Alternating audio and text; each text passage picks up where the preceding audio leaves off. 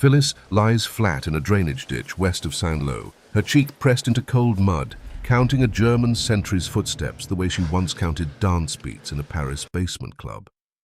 Rain taps steel helmets above the lane and turns every sound into a soft blur. She waits for the pattern that repeats.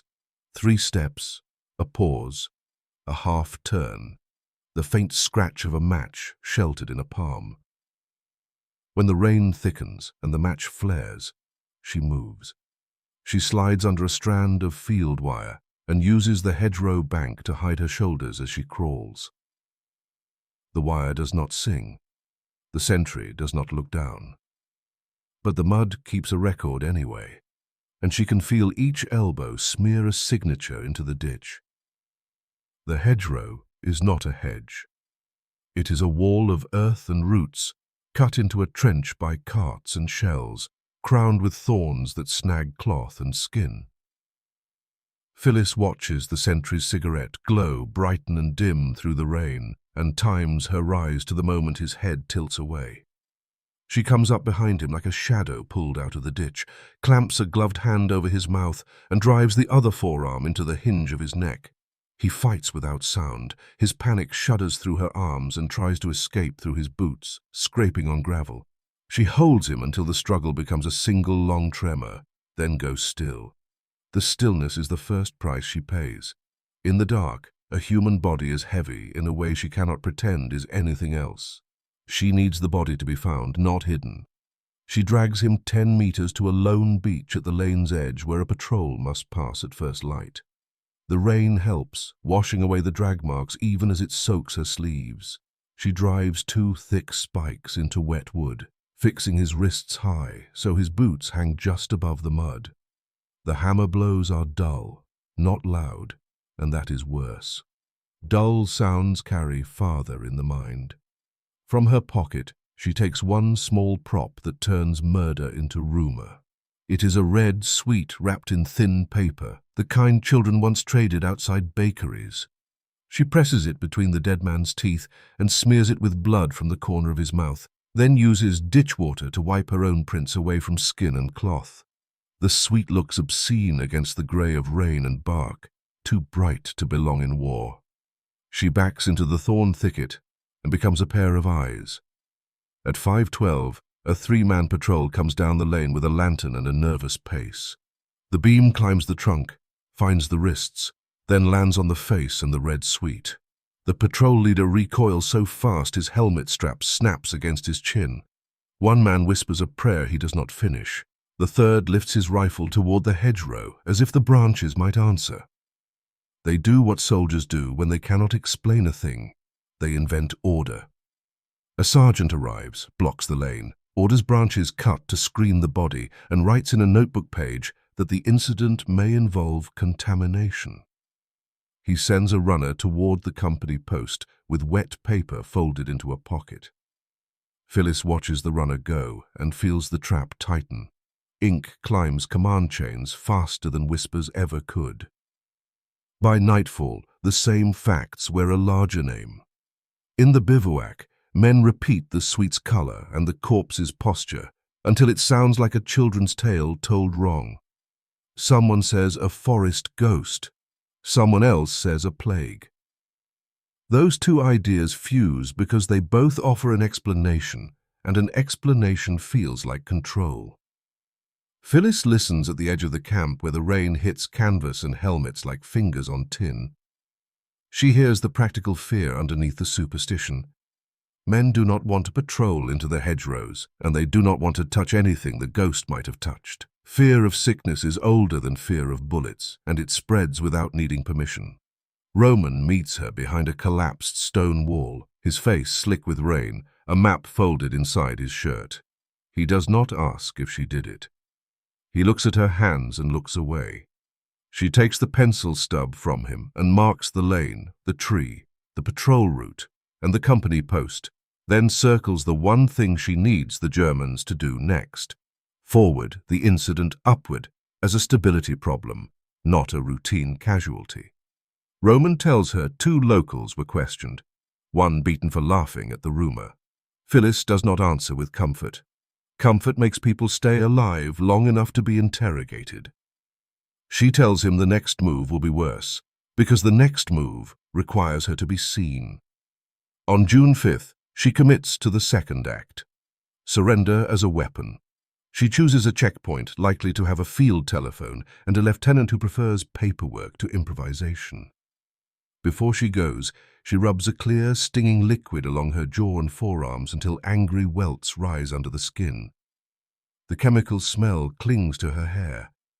The pain is real, and that is the point. Real pain is harder to doubt. She hides a strip of silk cord inside the seam of her headscarf and knots it tight. She keeps her shoulders slumped like a sick peasant.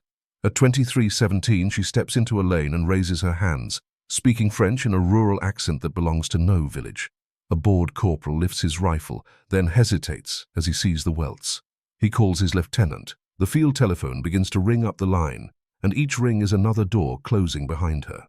At 1:58 on June 6th, she sits in a cellar that stinks of kerosene, wrists bound, a lamp hissing over a table. She tells the same story 3 times. Men taken by the woods, sickness carried on boots, contact points that can calm the panic. She hands over a rough link diagram designed to be copied, not treasured, with lanes and names that will lure German attention away from where it needs to be. The lieutenant tries to catch her in contradictions, but the fear in his men is stronger than his skepticism. He sends a note upward. An infected informant offers a map. While they wait, Phyllis listens to the telephone crackle and the distant clatter of an office machine she cannot see. She catches a name spoken with deference, La Roche-Guyon, and learns her bait has hooked the level she aimed for. By late morning, she has marched into a castle above the Seine, where staff officers move with folders and fatigue. The air smells of ink instead of cordite. Phyllis keeps her gaze low and counts doors. Every corridor feels like a funnel, and funnels end in rooms where men decide whether you live. Hans Speidel meets her in a damp stone room below the castle. He reads the hedgerow report and her diagram without looking at her, then lifts his eyes to watch her hands as if they are the only honest part of her. She understands at once that superstition will not move him, but responsibility might. Men like him do not fear ghosts. They fear being blamed for ignoring a problem that later becomes disaster. He comes close enough that she can smell tobacco on his breath. With the tip of a bayonet, he raises the edge of her scarf, exposing the welts along her neck, then scrapes lightly at the edge as if testing whether it is paint. Phyllis keeps her breathing slow. She lets the sting show on her face, but not the calculation behind it. If her pulse jumps where he can see it, she will become a trick, and tricks are destroyed. A telephone rings in the corridor, sharp as a pistol shot. Speidel steps out to take it. Phyllis hears fragments through the stone. Rommel, away in Germany for his wife's birthday. Messages forwarded, a war game in Rennes under General Dolman, and the word uncertainty, spoken like a curse. It is not gossip. It is operational friction made audible. The German machine is already loose at the hinge, and any confusion she adds will grind louder. Speidel returns and makes his decision without drama. He orders her isolated as a possible biological threat. He instructs that her diagram be copied for verification. He tells a signals officer to watch for unusual transmissions in the hedgerow sector. His voice is calm, and that calm is another kind of threat. Calm men do not improvise, they implement. The orderlies who take her treat her like poison. They push her forward with rifle muzzles rather than hands. The door closes behind her, and the sound is final. She has won entry into the file, and she has paid for it by becoming a problem to be contained. At 14:06 on June 6th, Phyllis is moved from the castle to a deserted village tower 10 kilometers west, a place that once rang bells to mark time, and now uses stone to hide from it. The guards keep their distance. They lock her into a room beneath the bell chamber and leave a lantern outside the bars as if light alone can guard them from sickness. The tower is cold and loud. Wind finds cracks in the masonry and turns them into whistles. Phyllis tests the iron bar window with her fingers and listens to the way sound travels. Boots below, voices outside, the faint click of equipment when someone sets it down. She maps the tower like a machine, where a guard pauses, where a key scrapes, where a lantern is placed. Because machines have routines, and routines can be exploited. Her welts burn and itch. She forces herself not to scratch. A man who scratches looks healthy enough to be searched properly. She needs the guards afraid of contact. She needs them sloppy. When they bring food, they slide it in with a boot. When they bring water, they set it down and retreat. Their fear gives her space. In that space, she unpicks the scarf seam with a pin and slides out the strip of silk no wider than a finger, covered in tiny numbers and dots that mean nothing without the rest of the code. The silk is damp and smells faintly of dye. She rolls it tight and hides it again whenever footsteps approach. She cannot build a transmitter in a tower. She can only complete one. Inside her sleeve lining, sewn into a pocket that feels like an old scar, is a metal capsule Roman slipped into her smock days earlier. It contains a battery and a crude keying contact. It was never meant to run long. It was meant to run once. At 16:22, she hears new voices outside, clipped, technical, impatient. A word repeats, hard-edged and certain. Von Covert, radio defense. The men who believe the invisible can be measured have arrived, and their confidence is its own kind of violence. Phyllis does not need to see their vans to feel the net tightening. She watches for signs of what the castle is doing with her diagram. She counts guard rotations. She notes the speed of their hands when they deliver food. She listens for the breathless arrival of a runner and the hurried departure of a man who will not look at her. The rhythm changes. Procedures are accelerating somewhere beyond her wall. Acceleration can carry her lie into action, or it can carry her to execution. At 19:07, a guard talks too much because he is afraid to talk to her directly. Standing 3 steps back, he tells another man that a bomber came down near the bocage and that the wreck yielded a real radio. He laughs in the wrong place. Phyllis feels the floor drop under her plan. A real radio means parts, serial markings, diagrams, authentic evidence the Germans can compare against any story she tells about networks and contact points. Comparison kills lies. She waits for full dark when boredom fights fear and the watch grows lazy. At 23:48, she wedges the metal capsule against the iron bar, uses a thread pulled from her hem as a makeshift contact, and powers it on for the first time. The device warms her palm. A tiny tick begins like a heartbeat pressed against stone. She keeps her head low and her body still, as if stillness can keep the signal small. She does not send a long speech. She sends short fragments, the kind a staff officer can paste into a report without embarrassment. Locations by grid, road names. A claim that contamination incidents are concentrated on 2 lanes that lead toward the sector where counterattacks would naturally flow.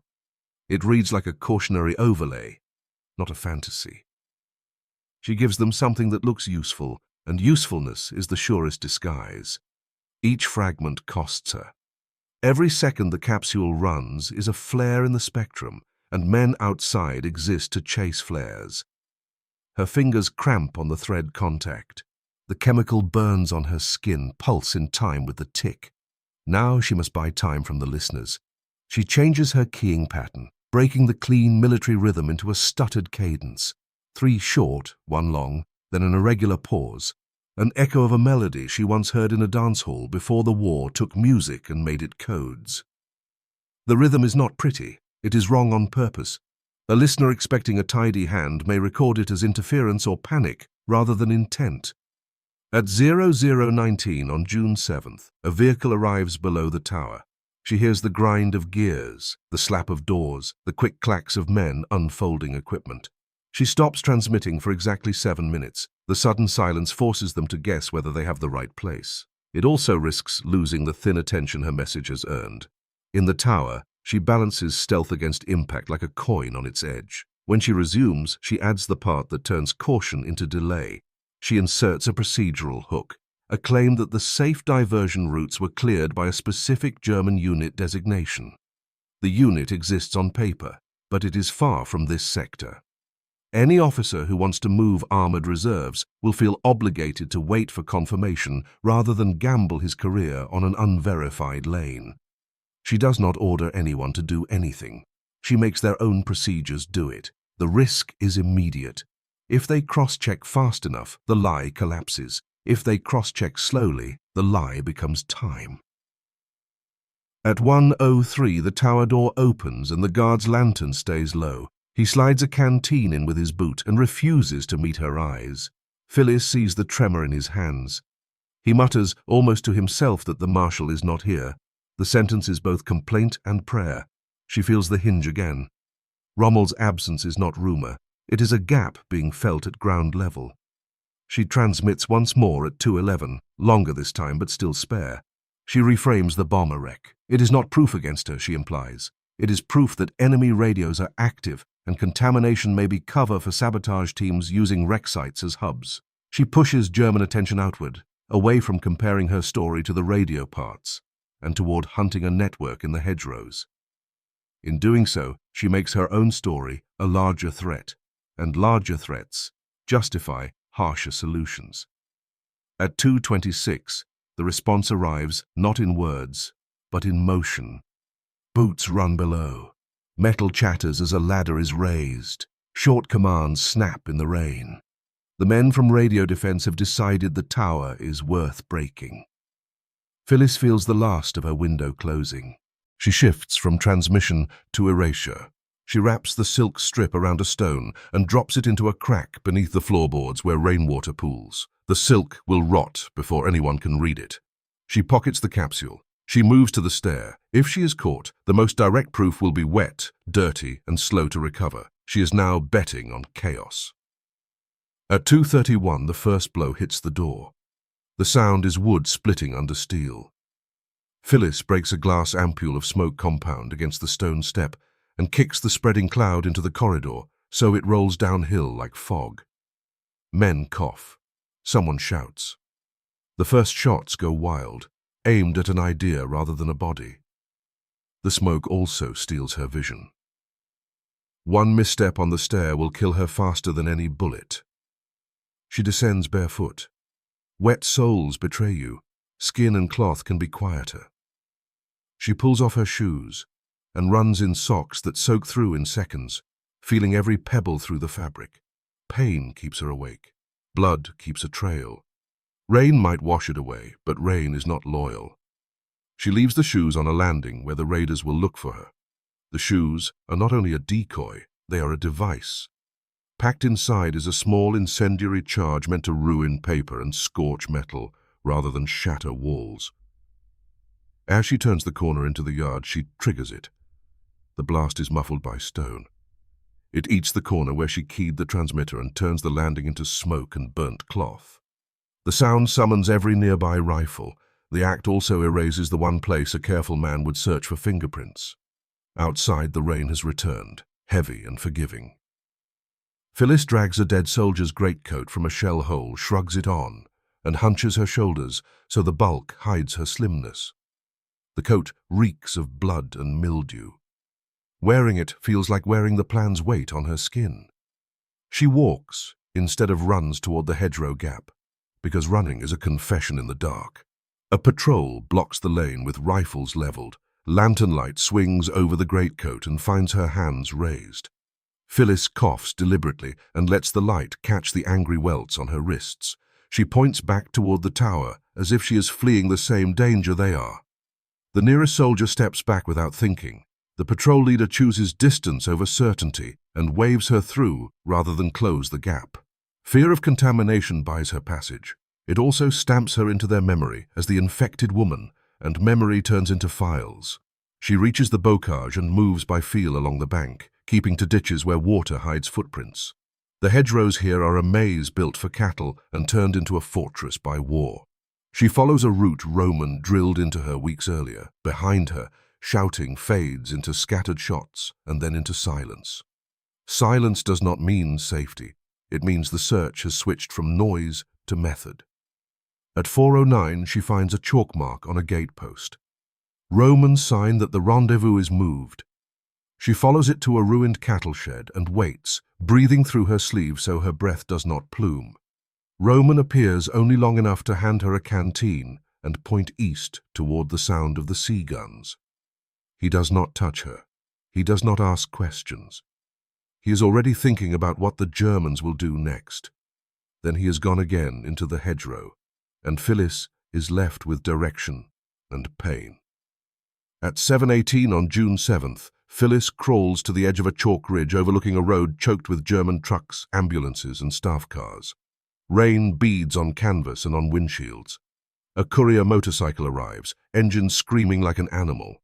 She watches an officer take the dispatch, read it, then fold it with hands that shake. Hesitation is made visible in the way he does not move for several seconds afterward. Phyllis cannot read the paper from her distance. She reads the body instead. He looks down the road as if waiting for something that will authorize him to act. Behind him, men load stretchers. An ambulance idles with its door open. The scene feels like the German machine stalled on a gear. Off the coast, the air carries the dull, continuous thunder of ships. The sound is not like artillery. It is deeper, patient, industrial. Phyllis follows it in a single line of hedgerow shadows toward the beach sector without stepping into open ground. Each kilometer brings more patrols. Each kilometer also brings her body closer to failure. The chemical burns throb. Her feet, cut and wet, begin to lose sensation, and that numbness is dangerous because it invites mistakes.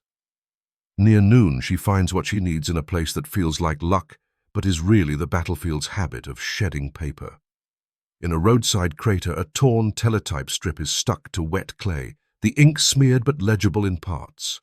Confirm, reserve, await. A timestamp repeats twice as if someone struck the key in anger. Phyllis peels the strip free and holds it under her coat, as if hiding it from the rain will hide it from fate. The paper tells her something she already suspected. Verification is eating hours. The German system is asking for clarity while the sea spits fire. It is not a single man's failure. It is procedure doing what it was built to do, prevent rash action at the worst possible moment. Paper is also evidence. Evidence is how names die. She does not keep the strip long. She folds it once, memorizes the repeated timestamp, and tears it into small pieces that stick to her wet fingers. She drops them into the crater water. They float, then sink. She moves to a farm wall where two exhausted German drivers shelter from the rain with a cigarette. She stays behind the stones and listens. They complain that armored reserves were held until clarity, that headquarters keeps asking for confirmation, that the marshal is absent, that everyone is afraid of moving without permission and being blamed when the coast collapses. Their voices are not dramatic. They are tired, and tired voices carry truth. Phyllis hears her lies shape in their frustration, not as triumph, but as inertia made worse. She did not create the hesitation. She fed it a story that justified itself. She cannot celebrate. Celebration is a signature. In a ditch behind the wall, she uses a rag soaked in rain and a few drops of solvent from her sleeve to wipe the chemical dye from her welts until the skin beneath looks merely raw. The solvent stings like fire. She scrapes her nails through mud to erase any hint of color. Removing the disguise feels like peeling off protection along with pain. By late afternoon, the gunfire on the horizon shifts. It becomes less chaotic, more confident. The intervals between flares change. Phyllis watches a line of black smoke drift inland and counts the seconds between distant concussions. Numbers help her stay inside herself. Numbers also remind her that people are being reduced to numbers because of decisions made in rooms she cannot enter. She convinces herself that the delay held long enough to matter, not because she moved history alone, but because she pressed on a weakness already there: absence, procedure, fear of acting without authority. The conclusion offers no comfort. It only confirms that a small lie can produce large corpses. In a rubble pile, near a crushed cart, she finds a child's book half buried, its cover soaked and split. She turns it with a stick. Under the pulp of paper, she recognizes a title from the Brothers Grimm, crushed under a tank tread. The symbol she planted, the candy, the ghost, the tale, returns to her as literal waste under steel. War does not keep symbols poetic. It uses them and grinds them down. As night falls, she moves inland again, away from the coast and away from witnesses. In her pocket, the silk strip, once hidden in the tower crack, has become waterlogged and frayed. She tears it into 4 pieces, then 8, then pulp, dropping it into a flooded ditch where it will rot. The last link to the message is gone. No interrogator can force it back into meaning. 2 days later, moving through a village square under a stolen cap, she passes a wall where German notices have been pasted and torn down again. She scans the scraps for anything that mentions the tower, the infected informant, the suite, the ghost. She finds only a new word written by someone's anxious hand. Grun, like a misheard code name turned into superstition. The hunt has slipped from a person to a legend. Legends are harder to solve and easier to justify. Legends demand scapegoats. Weeks later, long after she has crossed into a safer line, she hears through another channel that Speidel wrote a private note about a sick informant and a panic in the bocage, using language that turned events into weather. Phyllis reads the paraphrased line once and burns it. The confirmation is cold. Her name never entered the clean record, only the fog around it. She walks on, away from the coast, away from the castle, away from the tower that still smells of smoke in her mind. She keeps her gaze on the ground so she can place her feet without reopening the cuts, and she counts the steps between hedgerows the way she once counted Morse. When she stops counting, faces return, the sentry's eyes in the rain, the patrolman's half-prayer, the guard's trembling hands, the teletype strip stuck in clay. In the end, the operation's name survives only in the mouths of people who never knew it existed. Phyllis decides never to speak red shoes aloud again, not to Roman, not to any handler, because names are hooks for files. The story remains where it began, in rumor, in fear, in the bright red of a suite misremembered by men who needed an explanation. In war's slaughterhouse, every fairy tale that works is rewritten as paperwork for the dead.